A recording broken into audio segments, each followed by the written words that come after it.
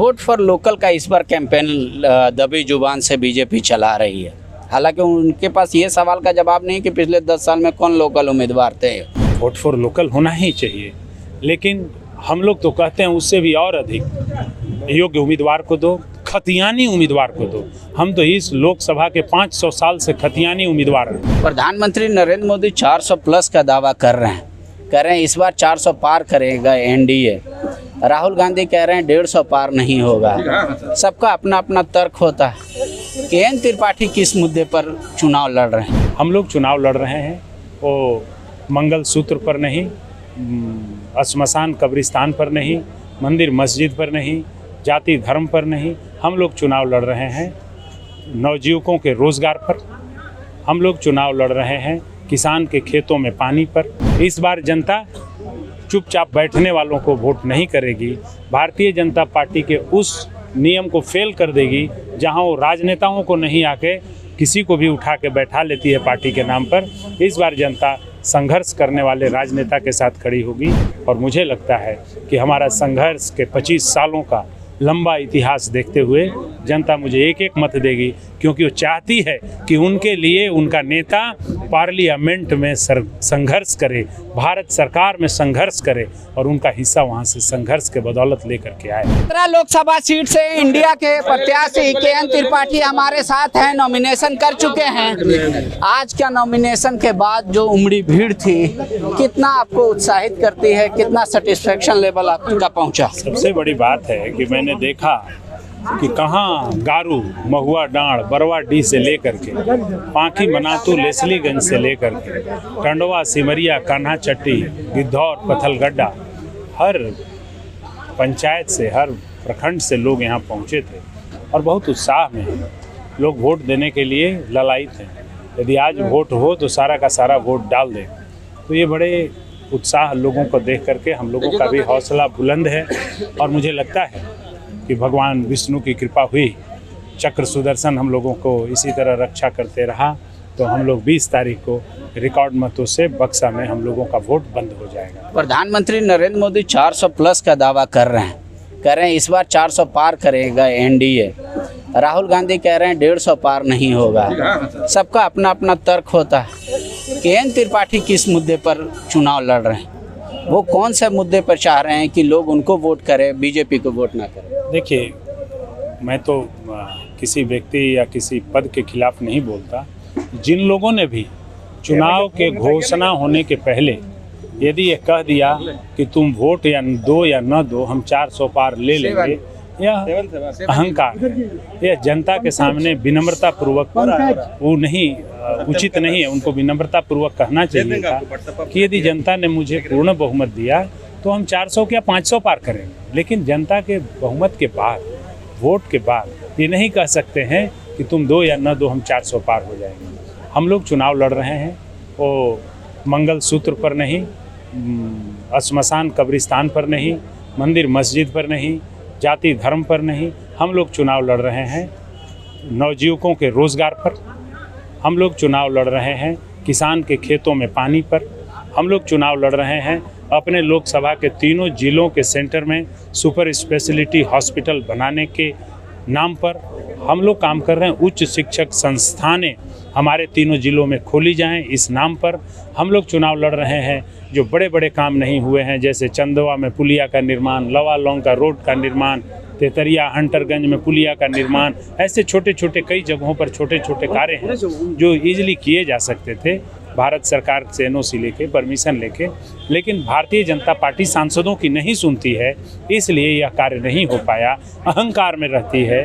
वो सांसद कम अनुभव वाले लोगों को जिता के लाती है ताकि राजनेताओं को, संघर्षशील नेताओं को नहीं आगे आने देती है, ताकि उनसे वो जवाब सवाल न कर सकें, अपनी जनता की बात न उठा सकें। इसलिए ये सब काम नहीं हो सका। इस बार जनता चुपचाप बैठने वालों को वोट नहीं करेगी। भारतीय जनता पार्टी के उस नियम को फेल कर देगी जहां वो राजनेताओं को नहीं आके किसी को भी उठा के बैठा लेती है पार्टी के नाम पर। इस बार जनता संघर्ष करने वाले राजनेता के साथ खड़ी होगी और मुझे लगता है कि हमारा संघर्ष के 25 सालों का लंबा इतिहास देखते हुए जनता मुझे एक एक मत देगी, क्योंकि वो चाहती है कि उनके लिए उनका नेता पार्लियामेंट में संघर्ष करे, भारत सरकार में संघर्ष करे और उनका हिस्सा वहाँ से संघर्ष के बदौलत लेकर के आए। वोट फॉर लोकल का इस बार कैंपेन दबी जुबान से बीजेपी चला रही है। हालांकि उनके पास ये सवाल का जवाब नहीं कि पिछले 10 साल में कौन लोकल उम्मीदवार थे, पर वो इस बार चोरी छुपे इसी बात को ज़्यादा प्रेशर कर रही है कि vote for local. Vote for local होना ही चाहिए, लेकिन हम लोग तो कहते हैं उससे भी और अधिक योग्य उम्मीदवार को दो, खतियानी उम्मीदवार को दो। हम तो इस लोकसभा के 500 साल से खतियानी उम्मीदवार हैं। हम तो खतियान दिखाने के लिए तैयार हैं।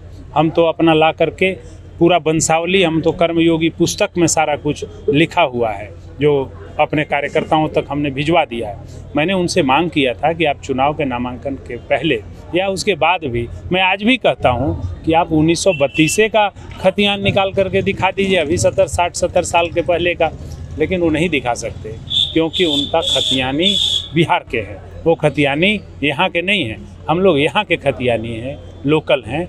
इसलिए यदि उनका यह फ्लैंक है तो इसका मतलब कि वो मेरे लिए ही वोट मांग रहे हैं कि त्रिपाठी जी को दो, वही खतियानी है। इस बार पूरे देश का मिजाज क्या त्रिपाठी जी को बदला बदला नज़र आ रहा है? क्योंकि आप तो कई स्टेट जाते हैं कांग्रेस का प्रचार करने, आपका कई संगठन से लगाव भी, क्या वाक़ रहा है कि वोटें घटेंगी एनडीए के पक्ष में, पर क्या फिर कोई मोदी का करिश्मा आएगा, या जिसको आप लोग कहते हैं कई नेता कि ईवीएम का जिन खुल जाएगा, इस टाइप से? आप मुझे ये बताइए, जंगलों में जब लकड़ी का हांडी बनता है काठ का, उसको जब एक बार आप आगी पे चढ़ा देते हैं तो इसके बाद दोबारा आप नहीं चढ़ा सकते क्योंकि वो जल चुका होता है। तो काठ की हांडी एक बार चढ़ती है, बार बार नहीं चढ़ सकती।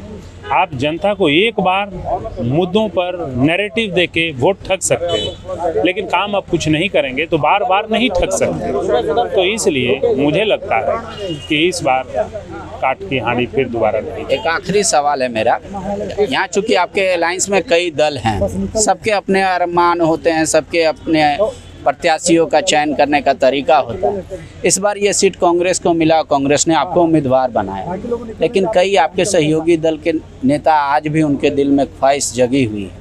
तो क्या वो माना जाए कि त्रिपाठी जी के नॉमिनेशन के साथ शांत हो जाएगा, या फिर वो समस्या क्रिएट कर देंगे? कदापि नहीं। सारी बातें हम लोगों को बैठ करके एक घर में एक साथ हो चुकी है।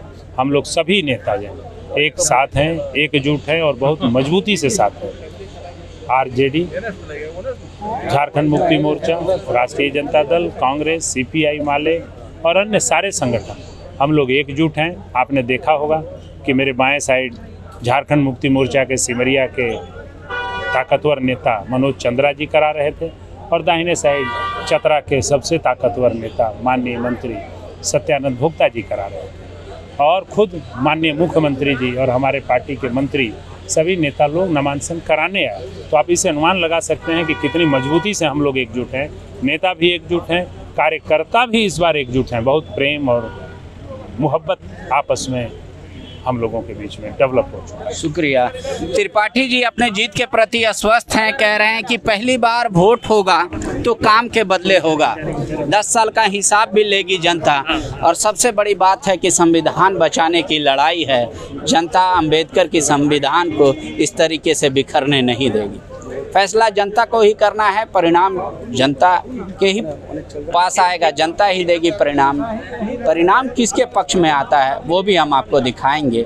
देखते रहिए चतरा का जो मेरे साथ। शुक्रिया। बायोम मेडिकल प्रिपरेशन का एकमात्र संस्थान जहां है complete digital classrooms, individual doubt counters, video lectures, student tracking system, library facility, 100% result oriented rankers batch, study package and class notes in PDF। Jharkhand के इतिहास में पहली बार नीट यूजी में 700 मार्क्स पार। 10th पास स्टूडेंट्स के लिए फाउंडेशन कोर्स और 11th पास student के लिए फ्रेशर कोर्स। 12th पास स्टूडेंट्स के लिए टारगेट कोर्स 18 अप्रैल से शुरू हो रहे हैं। Contact biome.